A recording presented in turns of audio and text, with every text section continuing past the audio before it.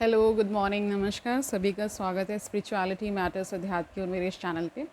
I hope सब अच्छा कर रहे होंगे अपनी लाइफ में, लाइफ को एंजॉय कर रहे होंगे और आजकल जो हम न्याय दर्शन कर रहे हैं उसका आनंद उठा रहे होंगे, इस ज्ञान से बहुत कुछ सीख रहे होंगे और जो विभिन्न विभिन्न विचार हमारे जो जीवन में आते हैं, है ना, हम सोचते ही रहते हैं कुछ ना कुछ और कुछ ना कुछ अंदर कहानियाँ भी बनाते रहते हैं, ये सत्य है वो सत्य है। तो इस दर्शन से हम जान पा रहे हैं कि कितना हद तक हम उस सत्य तक पहुंच पा रहे हैं।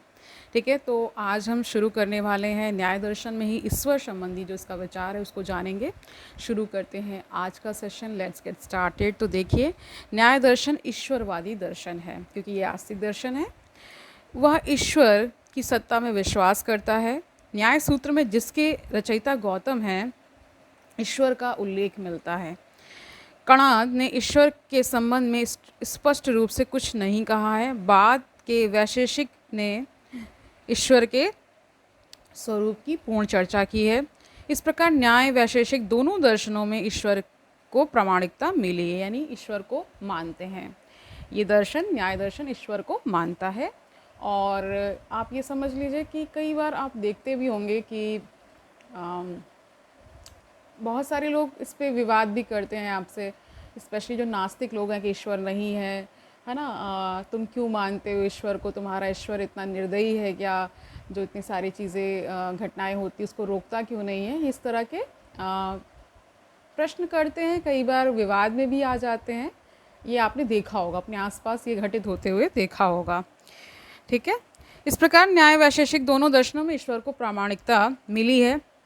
दोनों में केवल बता रहे, दोनों में अंतर केवल मात्रा का है, यानी कि डिग्री समझते हैं ना आप, कितना ज़्यादा।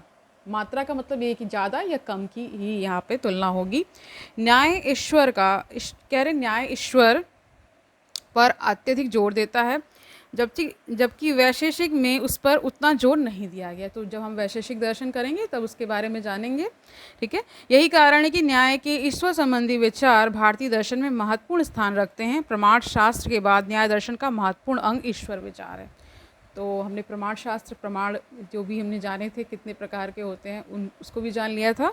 ठीक है, तो कह रहे उसके बाद जब हम प्रमाण शास्त्र कर लेते हैं न्याय दर्शन का, तो ये जो ईश्वर संबंधी विचार है ये बहुत महत्वपूर्ण हो जाता है। इसको बहुत तरजीह दी गई है, ये आप समझ लीजिए।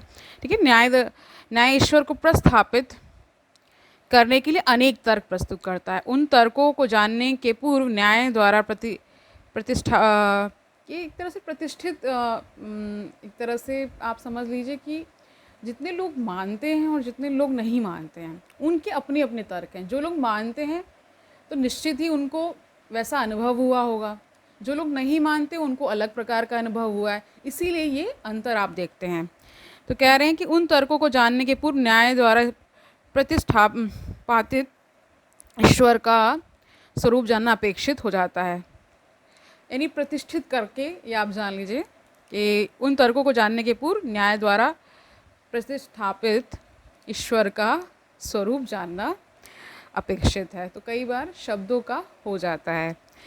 न्याय ने ईश्वर को एक आत्मा कहा है जो चैतन्य से युक्त है। तो न्याय में, न्याय दर्शन की बात हो रही है कि इसमें उनको जो ईश्वर को है वो किस रूप में माना है, आत्मा के रूप में आत्मा कहा है।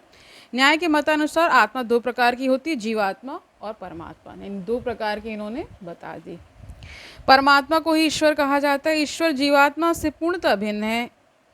ईश्वर का ज्ञान नित्य है, वह नित्य ज्ञान के द्वारा सभी विषयों का अपरोक्ष ज्ञान रखता है, परंतु जीवात्मा का ज्ञान अनित्य, आंशिक और सीमित है। यानी हम सब जो हैं वो जीवात्मा हैं और हमारा ज्ञान भी आप जानते हैं, हम सबका ज्ञान सीमित है, अनित्य है और क्या बता दिया, आंशिक है।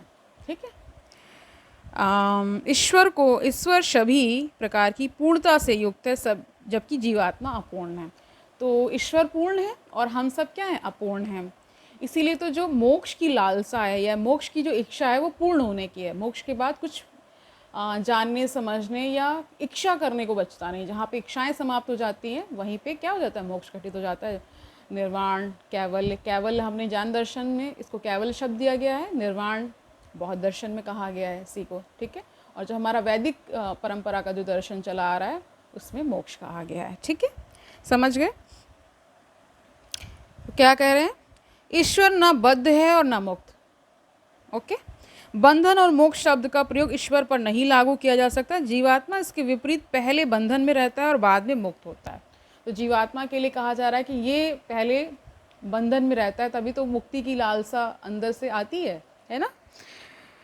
ईश्वर जीवात्मा के कर्मों का मूल्यांकन कर अपने को पिता के तुल्य सिद्ध करता है। ईश्वर जीवात्मा के प्रति वही व्यवहार रखता है जैसा व्यवहार एक पिता अपने पुत्र के प्रति रखता है, इसीलिए उसे परम पिता परमेश्वर कहा गया है ना। ईश्वर विश्व का सृष्टा, पालक और संहारक है। ईश्वर विश्व की सृष्टि शून्य से नहीं करता, वह विश्व की सृष्टि पृथ्वी, जल, वायु, अग्नि के परमाणुओं तथा आकाश, दिक्, काल, मन तथा आत्माओं के द्वारा करता है। यद्यपि ईश्वर विश्व की सृष्टि अनेक द्रव्यों के माध्यम से करता है, फिर भी ईश्वर की शक्ति सीमित नहीं हो पाती। ये द्रव्य ईश्वर की शक्ति को सीमित नहीं करते, क्योंकि ईश्वर और इन द्रव्यों के बीच आत्मा और शरीर का संबंध है। यद्यपि सृष्टि का उपादान कारण 4 प्रकार के परमाणुओं को ही ठहराया जा सकता है, फिर भी ईश्वर का हाथ सृष्टि में अनमोल है। परमाणुओं के संयोजन से सृष्टि होती है, परंतु ये परमाणु गतिहीन माने गए हैं। परमाणुओं में गति का संचालन ईश्वर के द्वारा होता है, अतः ईश्वर के अभाव में सृष्टि की कल्पना नहीं की जा सकती। तो अगर आप ये समझिए कि सृष्टि है तो उसका कोई सृष्टा है, ये बहुत सारे लोग तर्क देते हैं। बहुत सारे लोग इसे सेल्फ इवॉल्व बताते हैं, यानी कि इसका कोई सृष्टा नहीं है, अपने आप चीज़ें हो रही हैं, संयोगवश हो रही हैं, कुछ चीज़ें मिल करके हो रही हैं, इस तरह से विवेचना की जाती है। तो इसमें बराबर के मत आपको मिल जाएंगे, यानी कि जितना जोरदार मत इस पर है कि ईश्वर सृष्टा है, उतना ही जोरदार मत नास्तिक दर्शन वाले भी करते हैं कि ऐसा कुछ भी नहीं है। तो ये आपकी इच्छा पर निर्भर करता है कि आप क्या स्वीकारना चाहते हैं। आपकी जो आस्था, आपकी जो मान्यताएं आपको स्वीकार करने के लिए कहें वही करिए। आप किसी के प्रभाव में आकर ये सब मानना या ना मानना इस पे मत जाइएगा, ठीक है। ये मेरा मत है कि आपकी जो इच्छा है, आपका जो स्वयं का जो अनुभव है उस पर जाइए, ठीक है। आगे जानिए, तो क्या कह रहे हैं, ये द्रव्य ईश्वर की शक्ति को सीमित नहीं करते, क्योंकि ईश्वर और इन द्रव्यों के बीच आत्मा और शरीर का संबंध है। यद्यपि सृष्टि का उपादान कारण 4 प्रकार के परमाणुओं को ही ठहराया जाता है, फिर भी ईश्वर का हाथ सृष्टि में अनमोल है। परमाणुओं के संयोजन से सृष्टि होती, परंतु ये परमाणु गतिहीन माने गए हैं। परमाणुओं में गति का संचालन ईश्वर के द्वारा होता है, अतः ईश्वर के अभाव में सृष्टि की कल्पना भी नहीं की जा सकती। जगत की व्यवस्था और एकता का कारण परमाणुओं का संयोग नहीं कहा जा सकता है, अपितु विश्व की व्यवस्था का कारण कोई सर्वशक्तिमान और सर्वज्ञ व्यक्ति ही कहा जा सकता है। सर्वशक्तिमान और सर्वज्ञ व्यक्ति ईश्वर है। इस प्रकार विश्व की सृष्टि ईश्वर के सर्वशक्तिमान और सर्वज्ञ होने का प्रमाण है। ईश्वर विश्व का पालन करता भी है, वह विश्व की विभिन्न वस्तुओं को स्थिर रखने में सहायक होता है। यदि ईश्वर विश्व को धारण नहीं करें तो समस्त विश्व का अंत हो जाए। विश्व को धारण करने की शक्ति सिर्फ ईश्वर में ही है, क्योंकि परमाणु और अदृष्ट चेतन, कह रहे परमाणु, आप परमाणु समझ रहे होंगे, कह रहे क्योंकि परमाणु और अदृष्ट अचेतन होने के कारण विश्व को धारण करने में असमर्थ है। ईश्वर को संपूर्ण विश्व का ज्ञान है। ईश्वर की इच्छा के बिना विश्व का एक पत्ता भी नहीं गिर सकता। ये हमने बहुत समय से, बचपन से ये हम सब सुनते आए हुए हैं, ठीक है। ईश्वर सृष्टा है और पालन करता होने के अतिरिक्त विश्व का संहार करता भी है। यानी क्या है, जो आपके ब्रह्मा जी हैं वो रचयिता हैं, विष्णु जी, भगवान विष्णु पालन करता, और जो आपके शिव जी हैं या शंकर भगवान जो हैं वो क्या कहते हैं, संहार करते हैं, ठीक है। तो ये पालना, जन्म लेना और संहार ये निरंतर चलता रहता है। कहीं संहार हो रहा होगा, कहीं कोई जन्म ले रहा होगा, फिर बीच में पालना होती ही है। आप समझ पा रहे होंगे, ठीक है, ठीक है, आप समझ गए होंगे। तो क्या कह रहे हैं आगे, जिस प्रकार मिट्टी के घड़े का नाश होता है उसी प्रकार विश्व का भी नाश होता है। जब विश्व में नैतिक और धार्मिक पतन होता है या पाता है, ये शब्द है, तब तक वह विध्वंसक शक्तियों के द्वारा विश्व का विनाश करता है। आजकल आप देख रहे हैं ईरान और इजराइल का वॉर चल रहा है, ये भी एक तरह से संहार ही हो रहा है, ठीक है। वह विश्व का संहार नैतिक और धार्मिक अनुशासन के लिए करता है। ईश्वर मानव का कर्म फलदाता है। हमारे सभी कर्मों का निर्णायक ईश्वर है। शुभ कर्मों का फल सुख तथा अशुभ कर्मों का फल दुख होता है, ये हम सबको पता है। जीवात्मा को शुभ अथवा अशुभ कर्मों के अनुसार ईश्वर सुख अथवा दुख प्रदान करता है। तो वो जो गीता में कहा गया ना कि आपको जो अपने कर्मों के अनुसार ही सुख और दुख का फल मिलता है। ठीक है। ईश्वर दयालु है और वह जीवों को कर्म करने के लिए प्रेरित करता है। कर्मों का फल प्रदान कर ही ईश्वर जीवात्माओं को कर्म करने के लिए प्रोत्साहित करता है। न्याय का ईश्वर व्यक्तिपूर्ण है। ठीक है, जिनमें ज्ञान, सत्ता और आनंद निहित है। ईश्वर की कृपा से ही मानव मोक्ष को अपनाने में सफल होता है। ईश्वर की कृपा से ही तत्व का ज्ञान प्राप्त होता है। तत्व ज्ञान के आधार पर मानव मोक्षानुभूति की कामना करता है। इस प्रकार ईश्वर की कृपा के बिना मोक्ष असंभव है। न्याय ईश्वर को अनंत मानता है। ईश्वर अनंत गुणों से युक्त है, जिनमें 6 गुण अत्यधिक प्रधान हैं। इन गुणों को षड ऐश्वर्य कहा गया है ना। वे 6 गुण हैं: आधिपत्य, वीर्य, यश, श्री, ज्ञान एवं वैराग्य। ये गुण ईश्वर में पूर्ण रूप से व्याप्त हैं। ठीक है, तो आज के लिए हम इतना ही रख रहे हैं। आज का जो पूरा सेशन है वो ईश्वर संबंधी विचार पर ही केंद्रित रहा है। ईश्वर को अनंत कहा गया, असीमित शक्तियां हैं उसके पास, उसको नित्य कहा गया है। ठीक है, इस प्रकार जिस प्रकार हम गीता जी जब हम कर रहे थे श्रीमद् भगवद गीता, तो उसमें भी हम ये सब जान रहे थे।